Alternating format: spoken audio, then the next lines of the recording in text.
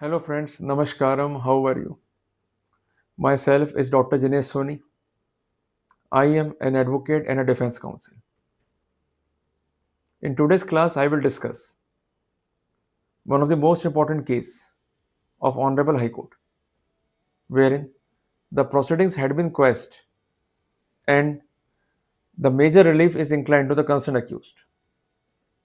So basically, we have to understand the strategy so that if we are having the resembling issue, we could easily encounter the problem without getting any panic or anxiety.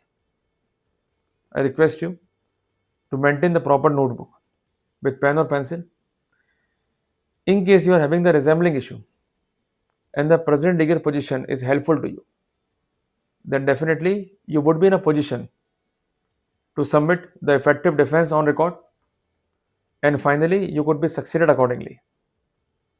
So directly we are moving on the board. We are having a check bounce case. We have to understand the two golden rules. Number one, the complainant has to prove the case beyond reasonable doubt. There must not be any omission, inconsistency, lack of corroboration, concealment of facts on the part of complainant. If the said scenario occurs, the court may draw the adverse inference as per section 119 subclause Z of BSA. Point number 2, the defense is not required to prove the case beyond reasonable doubt.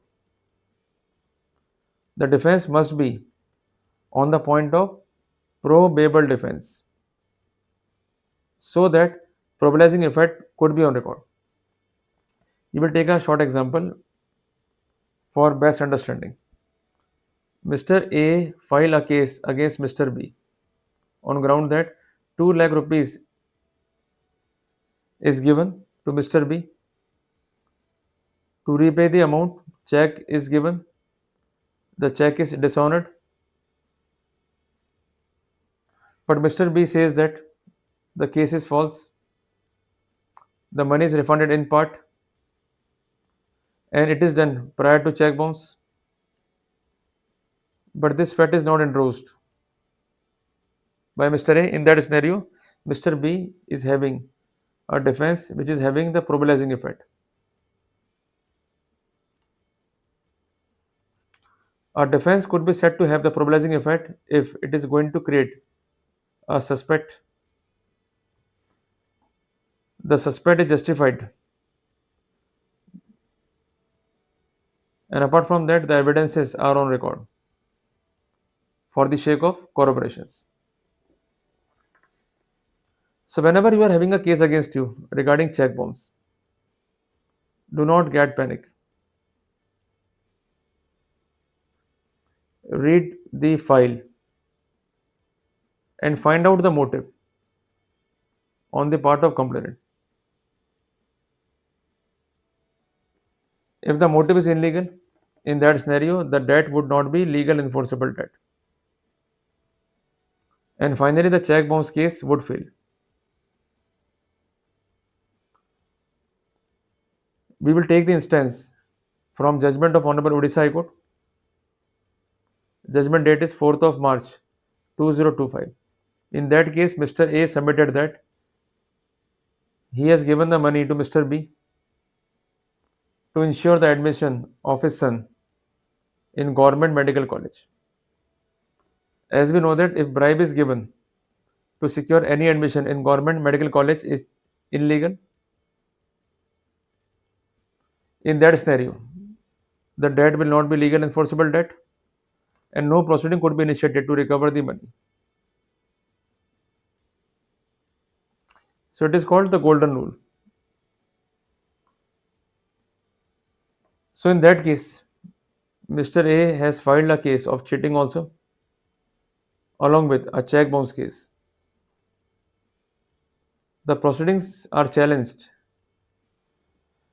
by Mr. B on ground that cheating and check bounce case could not go together And apart from that, the check is not towards legal enforceable debt, hence the proceedings are liable to be quashed.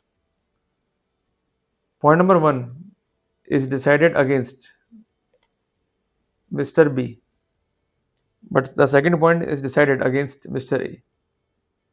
The court observed that if the money is given towards any purpose that is illegal, in that scenario, the debt will be not within the preview of legal enforceable debt, and that's why it could not be recovered.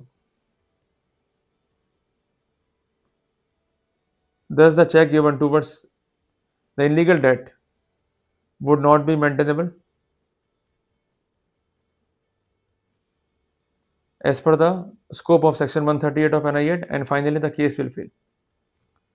So the said case inter alia provides us four important points to be kept in mind while contesting a check bounce case.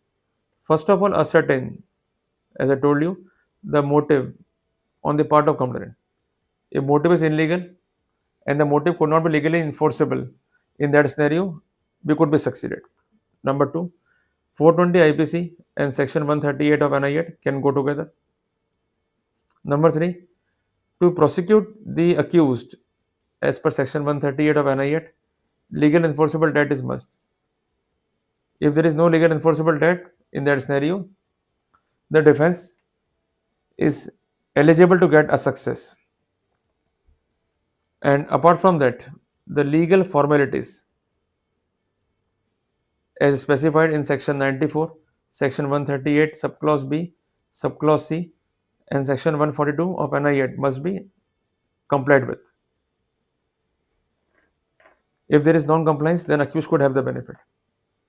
So basically, we have to ascertain the case, have to give the specific reply so that our stand could be on record and effectively we could fight the case. In concluding words, I could say that the offense is technical.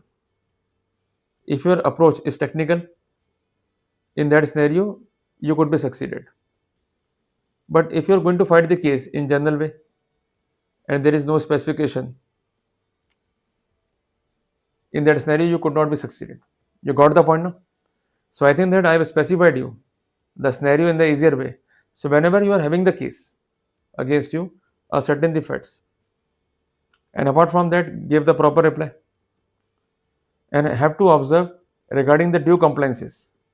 If you find that there is no effective compliances, and apart from that, the facts are not ascertained, there is omission, and there is inconsistency, there is lack of corroboration. In that scenario, we could have the benefit. So in that way, we have to proceed accordingly. See you in the next lecture.